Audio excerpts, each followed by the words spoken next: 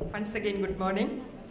And it's a tough topic. Means people will disagree with me because I'm a passionate person for cross-training and multitasking. So I know many of you who are sitting here, especially the nurse leaders, will agree with me. They are already into cross-training, and they all might have done in their career 100% getting cross-trained and doing many things at the same time. So anyway, I'm waiting for the system to work so that I can begin talking. I have very limited time left. Okay. The topic is cross-training technology and multitasking can minimize nursing shortage. You can see there on the slide. Quality is never an accident. And this is one of my favorite quotes. It is always the result of high intention, sincere efforts, intelligent direction, and skillful execution. It represents the wise choices of many alternatives. Our guest of honor today morning, he was talking about medical profession is such a profession. We need strong training. I totally agree with you. I have seen in Saudi Arabia, I have seen a plumber becoming an engineer in a beautiful hospital over there, and he was managing many engineers under him. I used to wonder how he learned everything. He was drawing such a high salary. But in nursing, unless you go through the minute details and the scientific principles behind it, unless you practice it, do it, commit mistake, learn it, you cannot become an expert. So even in quality, you have to have a plan. You need to understand the depth of it. You need to be sincere to it. We cannot produce false data and say that you are adhering to the quality standards. And friends, it is a fact that if a hospital is commended for good care, that particular hospital is good when people comment, it means the nursing care is good over there. The quality of nursing care. I'm sure all of you will agree with me that.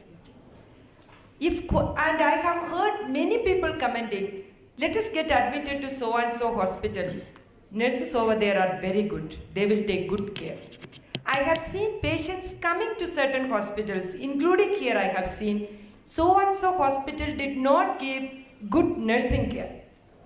Of course, they can also comment about physician care, clinician care, but I've heard about nursing care. So that is one very, very important aspect all of us need to remember. I told you in the morning itself, nursing shortage is a global problem.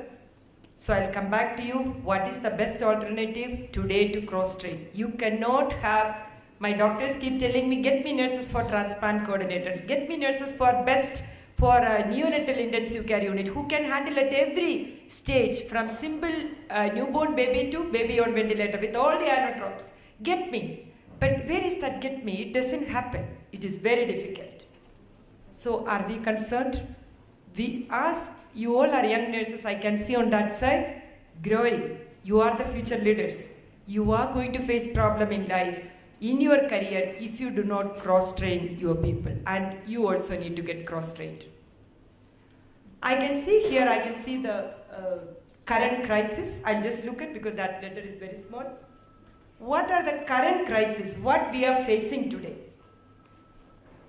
Limited clinical exposure. All of you will agree. Very limited clinical exposure. People come for interview just 2 days back. Almost every day I have interviews because it is a startup hospital. Our attrition is very, very less, 0 to 1%. When I joined that time, the attrition rate, the initial year was 3 to 4%. It went up to 4 to 5%. Now it is hardly any resignations, 0 to 1%. It's something great. But globally, during JC assessment, the assessor was telling, Josephine, it is 20 to 22% the attrition even in US and European countries. Nurses keep moving career. So it is a big challenge. So nurses who are coming, I asked one girl, what is a nasogastric tube? How do you confirm the tube is in the stomach? Absolutely no clue. She doesn't even know what mom is talking about. And she said she has worked in post-op ward, maintained intake output chart, all that simple nursing care she was telling. Poor clinical exposure. We cannot talk of quality there. Not enough nursing faculty in schools and colleges. We know it.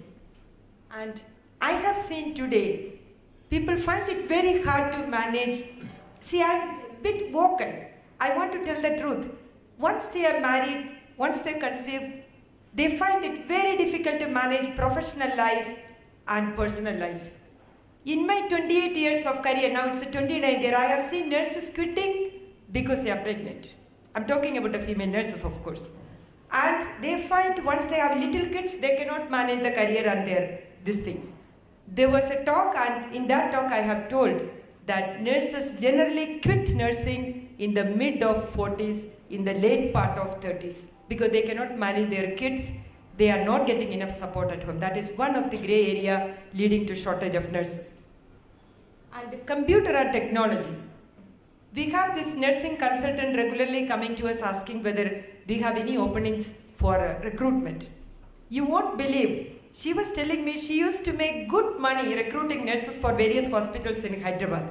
But lately in this year and last year, she found there is a great dip in young talents taking up nursing because of computer and other attractive jobs. So these are the major reasons why the crisis, the current crisis which is happening.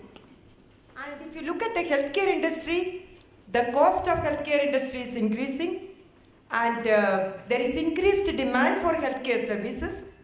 Technological advances are happening. People, the other day the patient was telling you, a nurse, the new nurse, she doesn't know so-and-so equipment. I told him she's a trainee, she just joined. She's going through her training period. She will always seek, she's a preceptive. She's going through the mentorship program. I made him understand, he cooled down. We need to be frank. People don't get all the experience once they pass out and they expect them to be the best. We need to give them time as leaders. So, pharmacology, keep on changing, new drugs, new applications. So we need to, like these forums and various forums, conferences, workshops, and plus we need to read. We are poor readers, we have to accept. I tell my nurses, first you should be up to date with the newspaper, what's happening around the world. What are the new inventions happening? What political decisions are happening? Where do we stand? What is future hold for us? Very important. And salaries. Today, of course, the youth who are coming for interview, they are asking for more salaries at every level, all the departments. So the hospital costs are going high. So the hospital is re-looking into manpower recruitment very closely. When we nurse managers sitting and budgeting, they are always questioning us. Why we are recruiting so many people? Can't we manage with the existing staff? So we are also forced to make sure that our people are cross-trained so that we can meet the crisis. Because the entire cost is going up, and the healthcare, the hospitals' competition is also increasing like anything. So these are the factors affecting healthcare, which is directly affecting our quality of care and motivating or encouraging and forcing us in a way to get into cross-training and multitasking. I told we have so much of shortage of nurses, 2.4 million shortage. Worldwide, it's a global problem. So, nursing shortage, the reasons we already told you, I don't want to get into it again in detail. The reasons we have discussed, the time is running short. Whenever there is nursing shortage, friends, always remember, if a nurse is committing a mistake, she forgot to give the medication on time, she committed a mistake, she did not watch for the effects of medication, which is the mandatory thing by JCI and NABH accreditation standards, it is because she is overloaded with work. And more of hospital-acquired infections, which is happening these days because of shortage, occupational injury. I can see young nurses, they say they have back pain, neck pain, this pain, that pain, and then they come for sick leaves. They are just absent, and I tell them this text message through mobile has become a very good, common thing these days, because they are unwell, they cannot report for job. So I tell them, till this age, I don't know what is back pain. So I tell them, be happy and be healthy, eat balanced food, eat normal, take plenty of liquid, give rest to your body, keep your mind and body happy together, because you cannot work physically so much when you are mentally not happy. So that is also leading to occupational injuries, and they quit jobs. And of course, the employer is facing a big problem, and more recruitment costs. We travel, I'm sure I keep hearing Priscilla, we have Medanta Hospital in Gurgaon. Whenever I talk to her, she said, we have a separate wing for recruitment. Our resignations are 100 plus, 200 plus. I get scared because 100 plus, 200 plus resignations on a routine basis is frustrating because you need to recruit and replace. So medical costs may increase and medical mistakes and neglect can happen leading to death. So it's a big alarm that the nursing shortage, how it is impacting the healthcare. Now, when you look at the working hours, you may ask the young nurse to extend the working hours. That is the only way many hospitals manage the crisis. Double duty, triple duty, all that all of us have to force them to do. At the end of the day, the nurse is exhausted. And she is dissatisfied. She might even quit the job. She might even commit a major mistake, ending up in a litigation, which we don't want her to happen. We don't want to happen. So, what the nurses are telling, what are the highlighted so much? So 41, quality of patient care has declined. Many nurses commented, it has come to 75%. Increased patient care load, 76%. And time for patient care has decreased, 56%. So much of documentation. So many things to do in limited time and very less staff. This is what nurses are telling. In a top hospital survey was done. I have taken the data. I didn't get time to do survey here as well. I should do. So what is the danger is, it is a big danger. Patient safety is at risk and you can expect anything to go wrong. You can expect a sentinel event, even a death. So we need to really understand the seriousness of the issue. Now, coming to cross-training. So I have briefly explained to you how it impacts the healthcare, how it impacts the nurse, what is their feedback, what is the scenario worldwide regarding nurses shortage. So cross-training is something, we need to identify the top performers. And they are the best people to be cross-trained. I have shown in the end of the last slide, I have shown how we have done cross-training here. Startup hospital, we don't have huge number of patients. I cannot keep recruiting. I need to manage many of our tasks with the limited manpower. We have to match with the number of patients, revenue, and the number of nursing group. It has to balance. So we have to make a resource team. Resource team is pool nurses. Nurses who are good in multitasking, nurses who can be well trained, good communication skills, and the passion for nursing. People don't grumble about it. You know, when nurses come for interview, what is the first thing they say? They just joined, they will say, please put me in ICU. And they do not want to move from ICU. I say, please, young girl, learn the work. Work anywhere, work in OPD, work in ward, first interact with patients. Understand the true meaning of nursing. Take some responsibilities and prove yourself that your competency is equally good to work in intensive care unit. That is cross-training. We cannot let go, whatever demand is coming, we cannot fulfill. We need to assess their competency. So, resource team is a very good idea, how we will do it. First thing is, the first step, first technique is, put a policy in place. Nursing leaders in each hospital should think, this is the target of manpower I need. This is the number of people I need to cross-train. Every individual is not willing for cross-training. It will never happen. All fingers are not same. Everyone will not agree for cross-training and change of posting. It's a fact.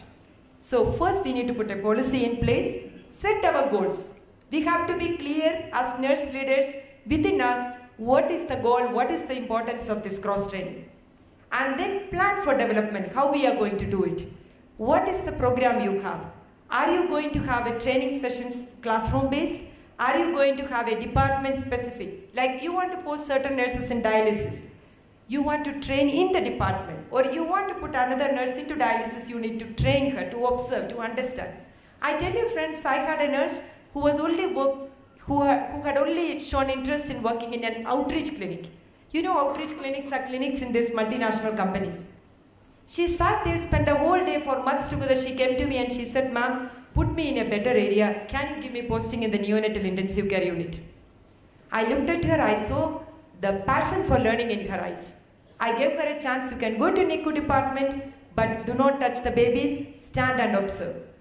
She kept on doing that. The consultant came and told me, give her a chance to learn, Josephine. I think you move her to NICU. I put her in neonatal intensive care unit. You won't believe, friends. She finally became the neonatal intensive care unit in charge. And she is today in a 500-bedded hospital, the quality head, nursing person, who is dealing with an ABHSC accreditation, participating in making policies protocol, a simple girl. That is what cross-training is something, sometimes it happens voluntarily. People come forward and say, Mom, train me. I'm ready to take multiple responsibilities. Otherwise, with experience, we need to identify people who are good at it. So, gather and analyze. Unless we analyze what we are doing, we think we are on the right track. Whether it is a manpower planning, whether it is a training program we are doing, everything we need to analyze. We can commit mistakes. And after analyzing, put all the information together and re-evaluate the whole process. Re-evaluate the whole process. What is the program, what we are doing, I'll come to you. That is very, very important. Before that, I can tell you, your manpower requirement, if you have cross-trained staff, it will reduce at least 2 to 5%, at least. And then, you can see here, cross-training technology and multitasking can minimize nursing shortage. You can see that the errors will go down, employee satisfaction and retention will improve, and patient falls will come down. We had, within this 2 years' time, only 2 patient falls. There is no patient fall at all. There is hardly any bed sore happening in the hospital. There is no surgical site infection. Everything is closely monitored, analyzed. I do not blame a nurse if she commits a mistake like medication error right away, going at the back of her life. That is not the thing we should be doing. Cross-training. Has she given adequate information about the right practice of medication administration? Has she got, because here everything is HIT, computer-based documentation. Has she gone through the cross-training program? Is her competency tested? As nursing leaders and managers, we need to ask ourselves.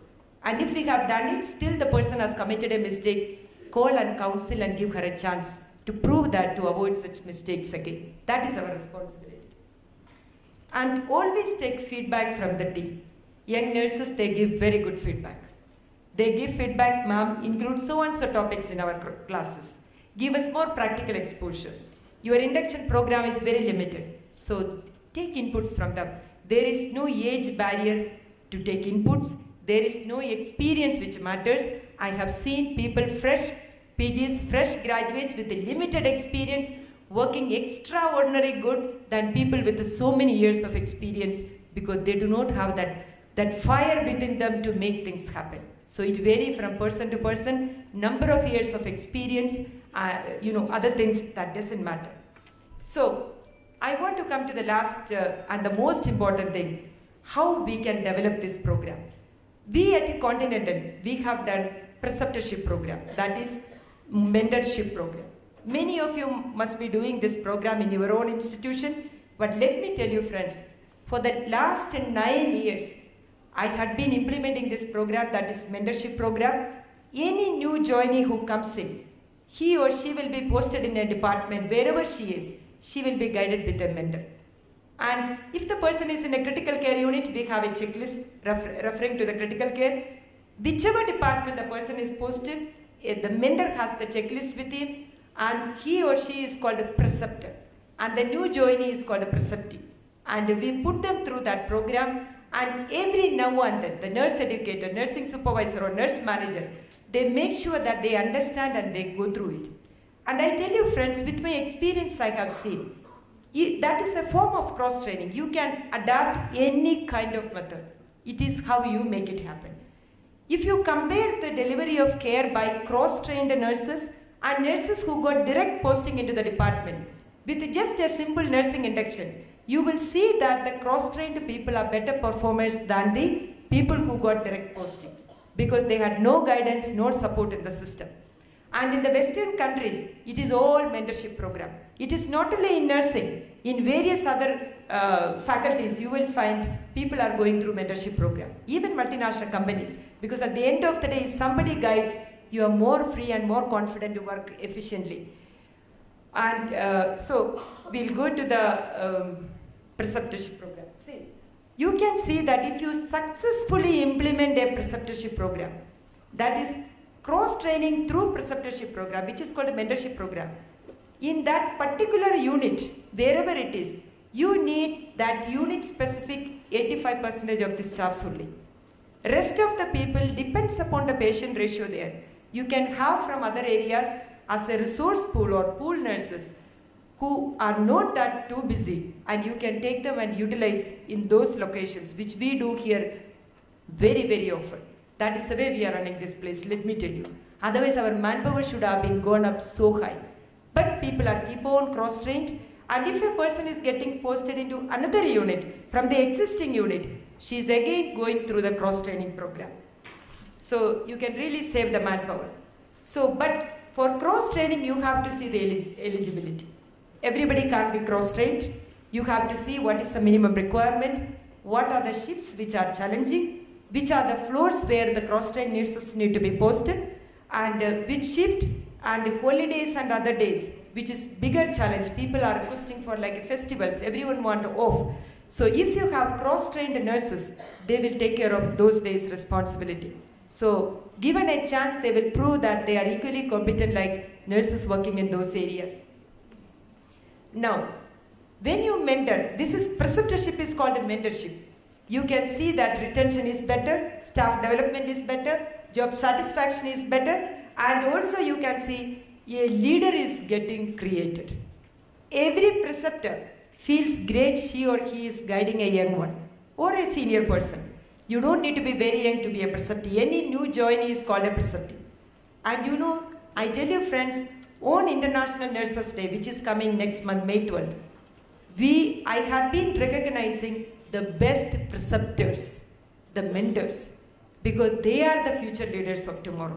So, given a chance, they prove by taking care of these young people who are joining, and they guide them. It's a 1-month program, and then they become good leaders. They start becoming unit managers, auditors, QIners, and they start taking more responsibilities. A true leader can be created through this cross-training program. So, professional and mentoring a colleague, let's not discuss about it again, already we discussed. What are the desired outcomes? Quality candidates we need to have. Suppose you have 300 or 400 nurses under you, you need to make a list of quality candidates. You also think about retention. Why you are putting all the efforts of cross-training? Because you need to retain your talent. You don't want your talents, the talented, that means your resource pool, to leave the organization easily. And also, you need to improve their competency. Through cross-training, people become more competent. So that is your ultimate aim. And reduction in turnover and too much of orientation. New joinees keep on coming again orientation. So much of time and effort is gone. So we can reduce that cost. And also cost-effective staff development. That is why everything we need to analyze. How many hours we are spending on training of newly joined nurses. How many people are involved. How much efforts they are putting. And on an average, how long the nurse is staying with the organization. If it is not effective, it is not a fruitful exercise. We need to rethink, reanalyze, again redo the whole plan suiting the organizational requirement. So, job satisfaction, of course, that is very, very important. That will retain the employee as well. So, now, very important thing what I wanted to tell you. Generally, the preceptee and preceptor, you need to be a good listener. Many times they will come to you with the problems.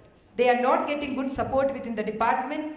The cross-training is not very effective. People are not taking it seriously. You need to listen to them, identify their feelings. Let me tell you, many times we lose our patience. We have to be good listeners. We have to understand the feelings on the other side. And productive confrontation, that means critique of behaviors. If somebody is not doing good, somebody is not catching up to our expectation, you have to call them and counsel them. And underperformers, no place. Nursing is such a career, you need to be the best at bedside, at patient education, handling all the responsibilities in whichever unit you are posted. So you cannot say you did not get the opportunity. Demand for the opportunity, demand for sessions, and take it, make it happen. If you have that kind of a passion, we are here to support you. So, coming to the last few slides, at the end of the day, cross-training at the end, whether it is 15 days program, 1 month program, ongoing program. You need to analyze whether that particular candidate with the kind of competency test you are doing, she is falling into poor, good, average. And of course the good people are better they can be multitask better than the other group. And if they are poor in, suppose you put a nurse in the critical care area, you want to cross-train her for emergency department. She is good in ICU, but she is not that good and that quick thinking and taking judgment quickly in emergency. You have rated her poor in emergency. You cannot again post her in emergency. That is why that kind of a competency assessment and re-evaluation and re-analysis is required. So, lot of questions are there, but time is very, very limited. What I wanted to tell you, always any program you implement in the hospital, which is to produce quality workforce, that nursing is the largest workforce in an organization, which has to be cost effective. You have to think the productivity.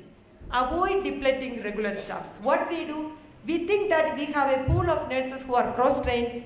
We reduce the normal manpower requirement in that area. Do not deplete so many staffs. It will affect again the quality of care. And also identify units which are overstaffed. The routinely overstaffed units, you need to really relook into it. Can you cross-train and utilize those staffs elsewhere? You need to plan it very meticulously. Look for good performers and organizational knowledge. Every employee, every nurse, every person in each department should know the hierarchy of the organization, the core values, the vision, mission of the organization, and the last point which is written, standardized nursing units.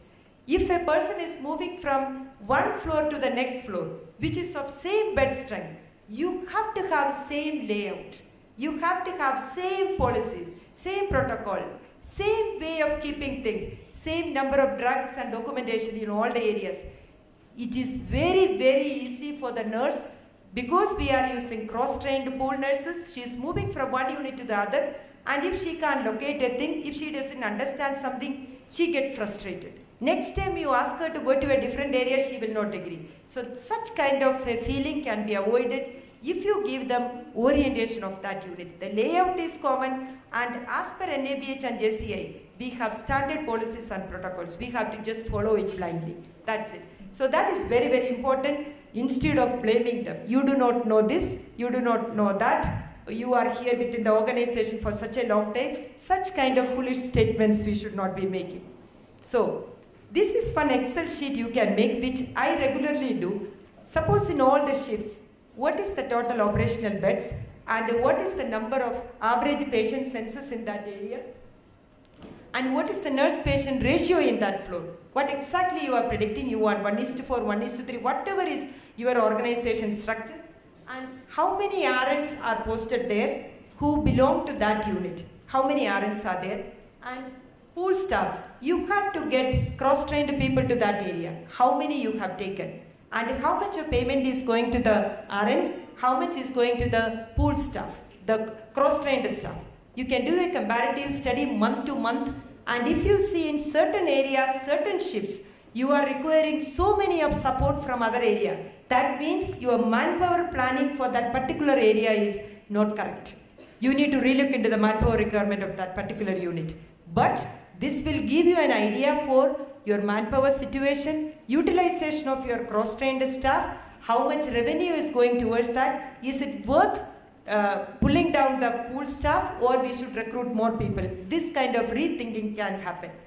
So, the last and the most important point, how we implemented it at Continental. You can see nursing audits. Let me tell you friends, we do not have full-time nursing auditors in the system.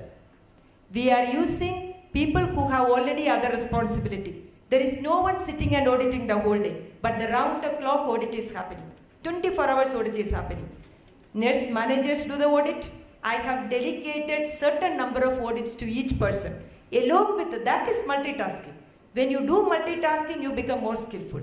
You become more thoughtful, and you will utilize your skills. So, nursing audits are done by nursing supervisors, nurse managers, and quality nurse, and nurse educators, infection control nurses. Everyone does nursing audits. At the end of the day, all the audit observations are put together. Monthly, they themselves do the analysis, not myself.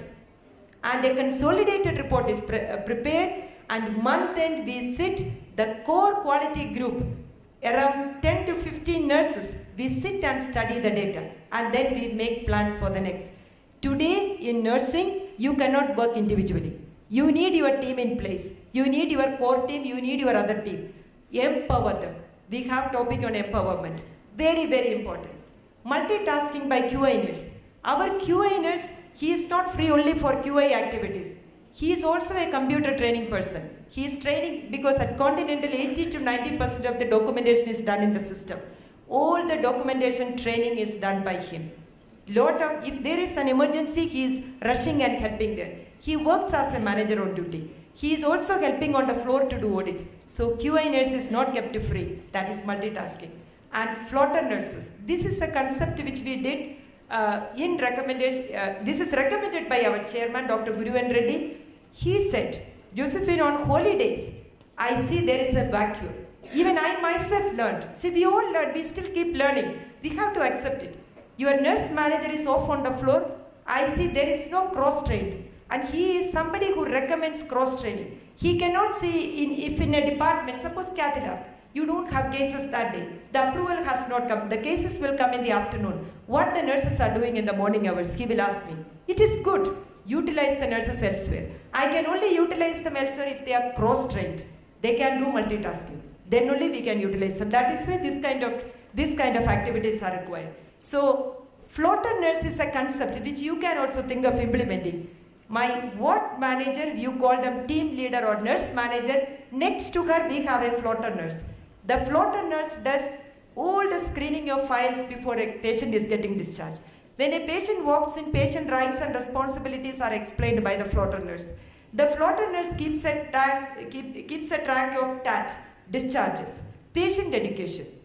If the assigned nurse is busy with so much of responsibility, it is the floater nurse who does that work. She does audits. So on Sundays and holidays, the floater nurse replaces the regular nurse in charge. An excellent concept of multitasking and cross-training. Patient educator. We don't have regular patient educators. Every nurse has to work as a patient educator. But the floater nurse and the nurse manager and other people also contribute as patient educator. But at the end of the day, I tell my nurses, each nurse is responsible for educating their patients. So, infusion nurse. We have an infusion nurse who is already a QA nurse, but he is excellent in cannulation. So, for the time being, we have kept him as an infusion nurse as well. And any difficulty on the floor, if a nurse is facing in calculation during daytime, he does it. But in the night, in the evening, when there is problem, the nursing supervisors have to handle it. Means you cannot have round-the-clock infusion nurse in a startup hospital like this. But once manpower is more patient care activities are happening, we may have to have a full-time infusion nurse. Transplant coordinator. I have taken from the dialysis unit my nurse manager as a transplant coordinator. She is managing the entire dialysis unit, but she is getting cross-trained as a transplant coordinator. We have training happening in the city somewhere, I do not know, where regularly she is sent every month getting trained. She had absolutely no knowledge initially about transplant coordination. She is finding it interesting now. And of course, one more person, she's a nurse manager on the floor. I am going to assign her also to go through the transplant coordinator training. Because in a hospital, very few transplants happening. Initially at this stage, we can't afford to have a full-time transplant coordinator.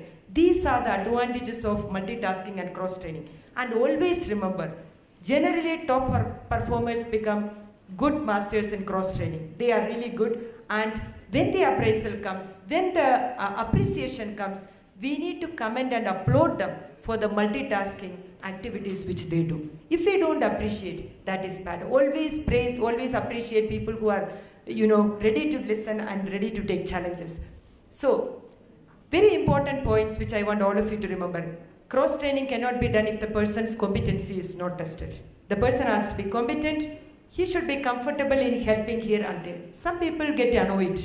They make faces, they get upset. If you tell them to go to so-and-so unit, do that activity, they don't like to do that. Such people are not the right people for utilization of such activities. So that right attitude is very, very important. You can't be a good nursing leader if you do not have right attitude. To conclude, I can say, every year you should sit and analyze your year-long activities. And introspection. All of us plan many things. Sometimes we do little things. We do overdoing, which has no result. We have to do a study. What is happening? And the cross-training should consider implementing preceptorship program. I'm very passionate about this program. I find it an excellent program. It can vary from, opinion can vary from person to person. I'm not telling that way. But with my experience, I find it's a good program, mentorship program. And resource team it is not a quick fix. In my first slide itself, I told, it is not a quick fix. If some shortage is there, pull somebody from some unit. It is not a quick fix. It has to be thoughtfully done. It has to be an ongoing activity. Its effectiveness to be tested, proper training to be given, then only you can call it as a proper cross-training process. So the future of nursing is changing. Let me tell you, friends, as chairman said, he came back from US just few days back. You know what he told? Whenever he speaks anything, I still feel what a passion he has for nursing. This conference could happen seeing their own plan and strategies for cross-training. Wish you all the best. Thank you for patiently listening. Thank you.